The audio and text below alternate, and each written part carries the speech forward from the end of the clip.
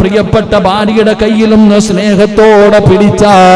ആ കൈകളുടെ വിരലുകൾക്കിടയിലൂടെ നിന്റെ ജീവിതത്തിൽ ചെയ്ത പാപങ്ങൾ അല്ലാഹു പുറത്തു തരുമെന്ന് ലോകത്തിന്റെ നേതാവ് നബി മുഹമ്മദ് മുസ്തഫ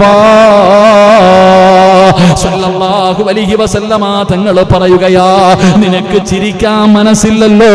അതാ സ്വന്തം ഭാര്യയുടെ മുഖത്ത് നോക്കിയൊന്ന് പുഞ്ചിരിക്കാറ്, സ്വന്തം ഭർത്താവിന്റെ മുഖത്ത് നോക്കിയൊന്ന് പുഞ്ചിരിക്കാറ് ഇന്ന് പല ഭർത്താവിനും ഭാര്യയ്ക്കും കഴിയുന്നില്ലല്ലോ.